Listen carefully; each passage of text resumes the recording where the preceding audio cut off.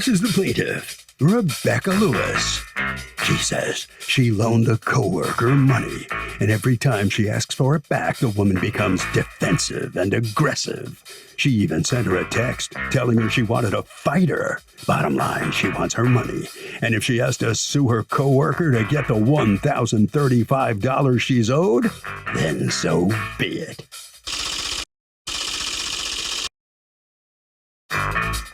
This is the defendant, Mary White.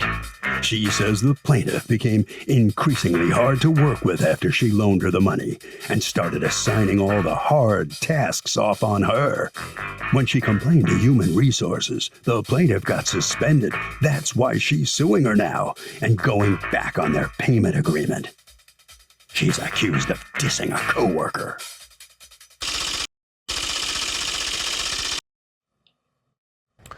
All parties, please raise your right hand. People's Court is now in session. The Honorable Judge Marilyn Williams now presiding. Litigants have been sworn, Your Honor. Thank you, Douglas. You're welcome. All right, Ms. Lewis, explain the relationship between you and Ms. White at the time that this loan happened. We worked together, and I was her assistant manager, and she was a direct support professional. So were you her supervisor? Yes. Okay. So I met her in April of 2021, and from April to the time that I did give her the loan, we did develop a bond. I was helping her to and from work when her car broke down, and then she did ask for a loan. I loaned her $2,500. That's a lot of money. Did she tell you why she needed the $2,500? To purchase a car. I was there with her when she towed away the first car because it did break down. It was determined that, the car wasn't able to move further or, work. So at the time I was transporting her to and from work. And then she did. Because you were friends. At that point, you guys were friends, I take it. Correct. Okay. Yes. All right. So then what happens? When you loan her the $2,500, is there any discussion about how she's going to pay you back? Yes, we did discuss how she was going to pay me back. Every 2 weeks that she got paid, she would send me $300, which she did start off doing that. I believe the first payment was on the 24th of June. I received $300. And then the next payment was again $300, $250 Cash App and $50 cash.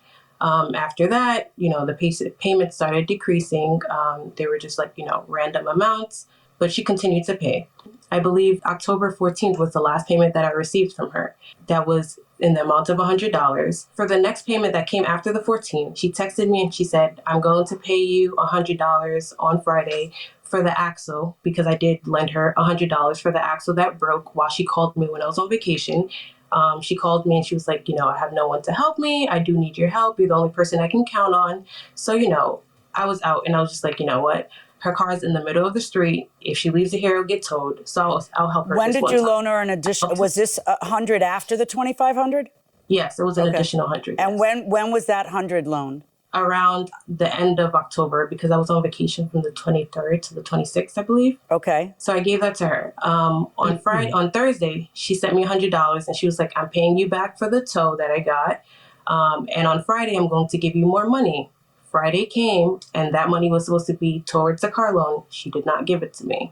From that moment on, she did not pay me at all. Were you two getting along? We were getting along. And then, throughout our relationships, there was a lot of verbal abuse. And, the next day I'd get an apology for the behavior and such. And, I realized that I made excuses for her behavior.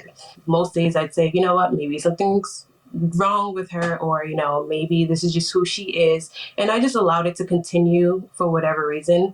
I've been warned many times by other people that this is not a friendship. You're helping her, you're giving X, Y, and Z, and you're just making it too complicated now. So sometime in September, she asked me to do this housing application, which was for the COVID rent fees. So if someone wasn't able to pay up their rent, they were going to receive an award, which was $15,000 or something. She asked me to put it under my name and to put it in my bank account. And she was asking me if I had checkbooks to write it off.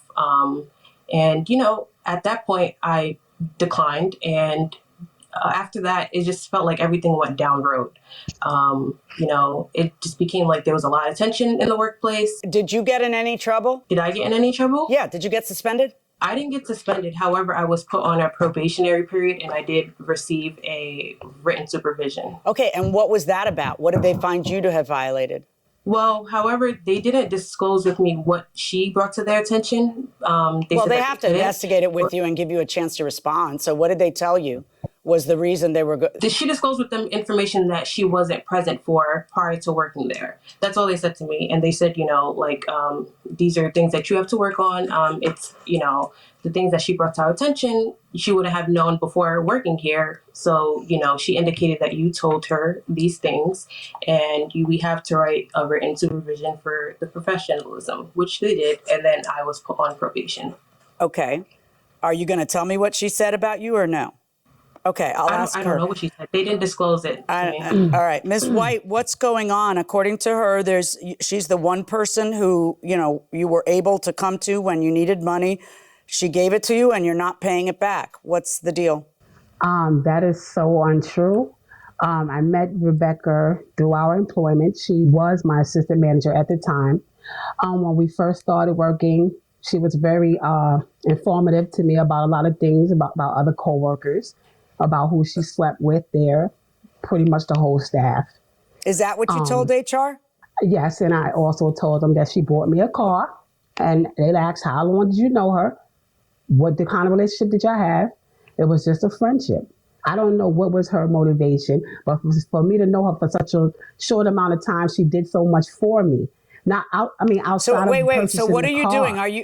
Are you trying to shock me with the fact that she loaned you $2,500 for you to buy a car when you're the one who asked for it? Well, actually, we were working, and she told me she had made a lot of money during COVID. She said, I made over $500,000 working where we're working during COVID, and I can do that for you. She was basically, how did she know you needed money? You're the one who asked for it. Well, I was like, if you can loan it to me, that would be fine. And she was like, okay, no problem. And it was just like that. All right. So why are you going to HR and saying, and she loaned me money? Can you believe it? Like, why are you doing that?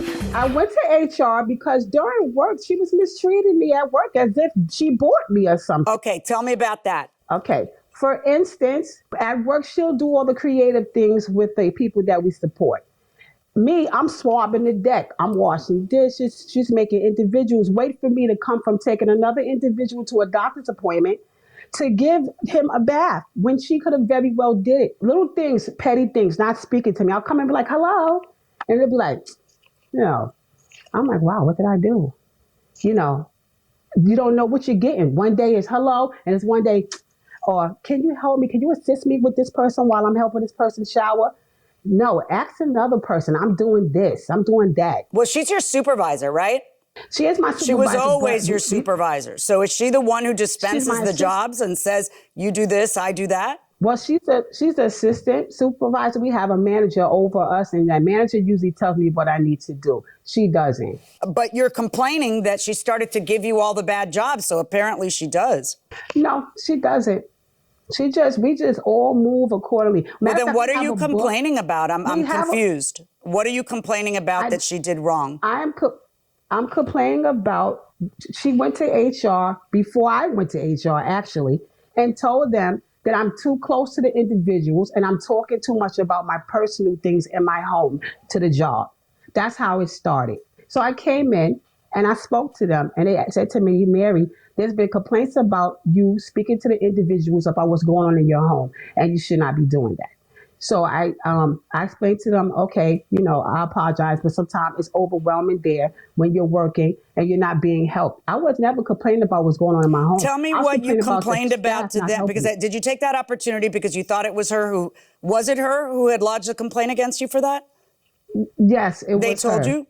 Yes, they said your staff, your assistant managers are the people that are bringing this forth to us. Okay, so then did you take that opportunity to tell them whoever your friend had told you she had slept with?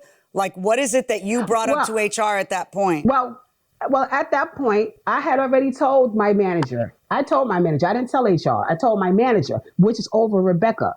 Rebecca's the assistant manager, and we have a manager.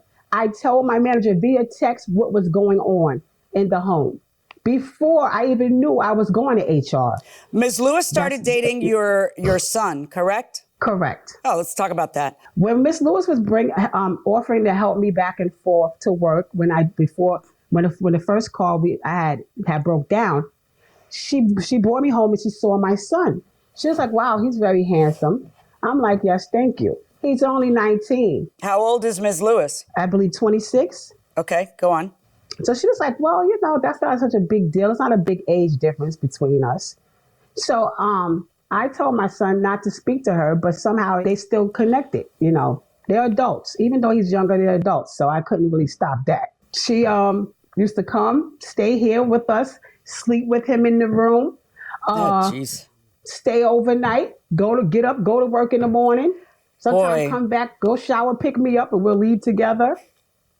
Everything was cool. I would say, Rebecca, then as far as the payments, I'll say, Rebecca, can I pay you this? Oh, no problem. Pay me whenever you can, girl. So I don't know why now it's such a problem. When they stopped speaking in November, here we are. Well, I know Before why he it's was a okay problem. with it. Somehow she got suspended. So how did she get suspended, according to you? I had got suspended as well. How did this happen? What happened that caused the two of you to get suspended, according to you?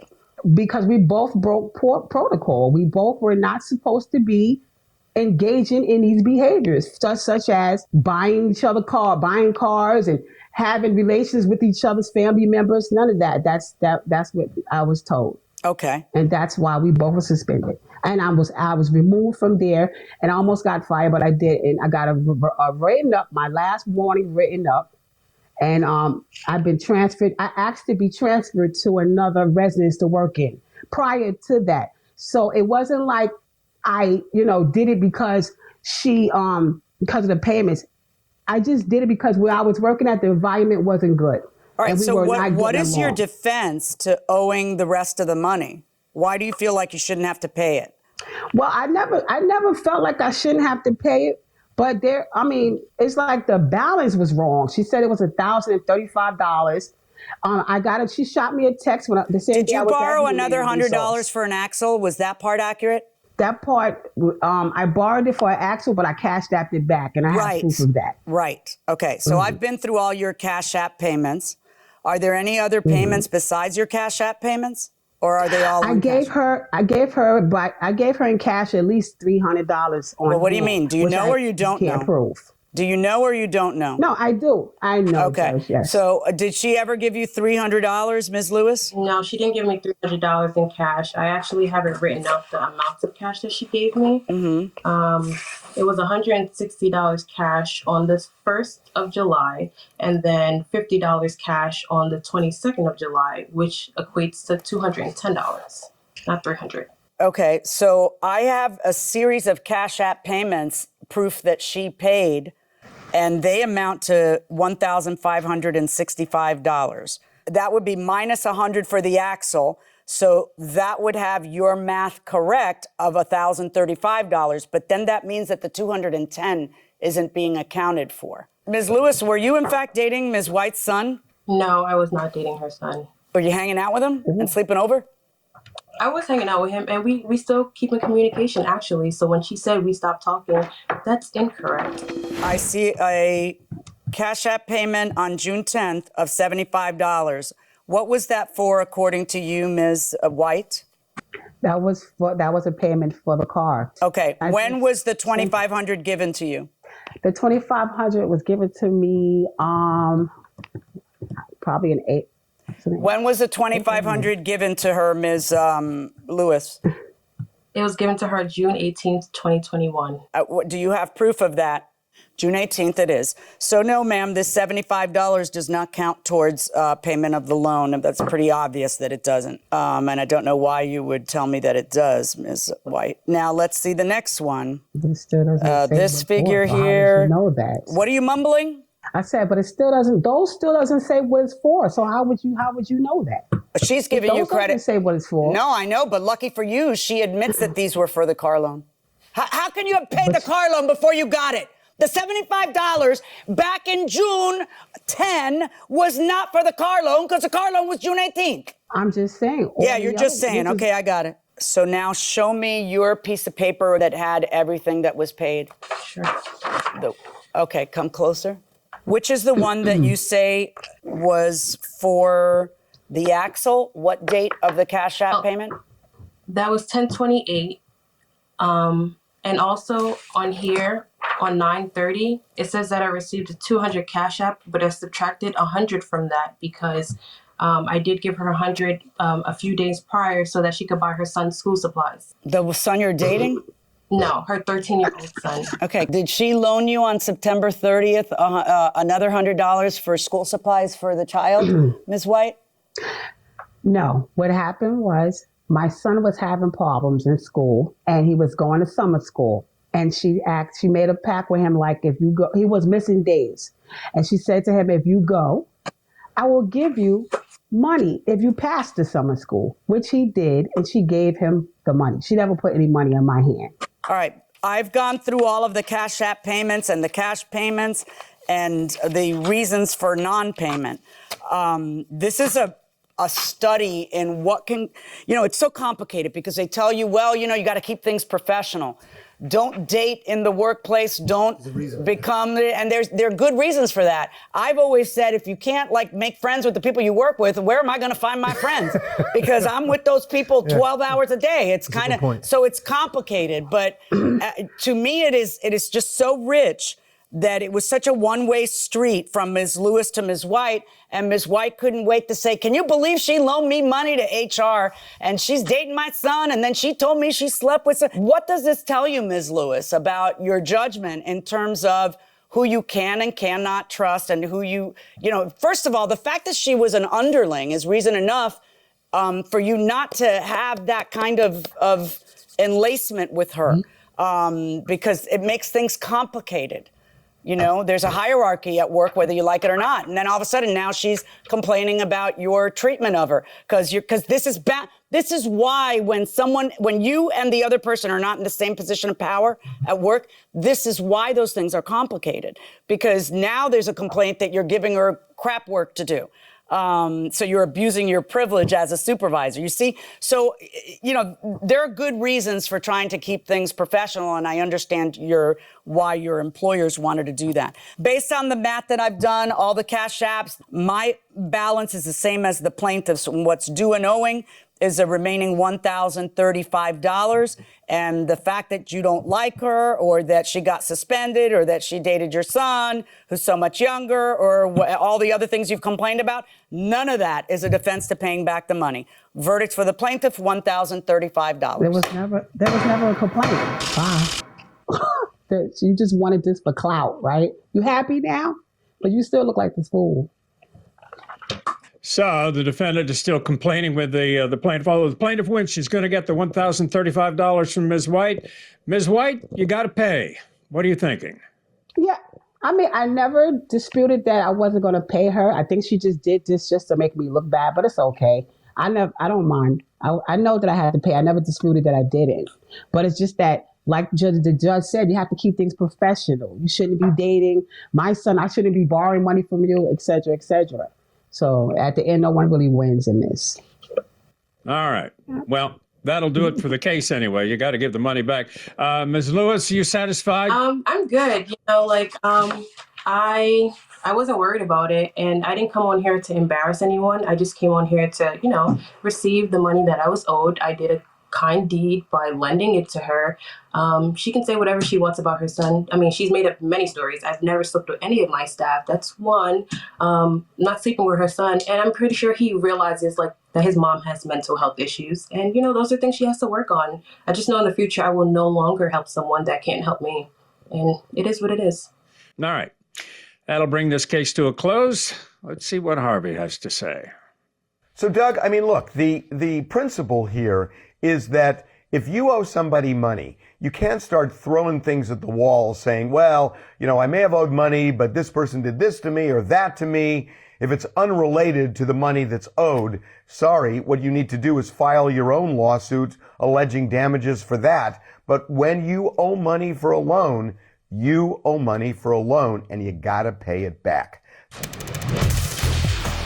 I wanted to ask both judges about their sports alliances. I know Judge Milian went to the U, that's got to be somebody from Miami, and Judge John has spent time in Boston and Buffalo. Do you actively watch your teams? I very much actively watch my teams, as you know. Yes. I'm having to put up with it all the time. I grew up in Buffalo, New York, but I haven't lived there in 40 years or more.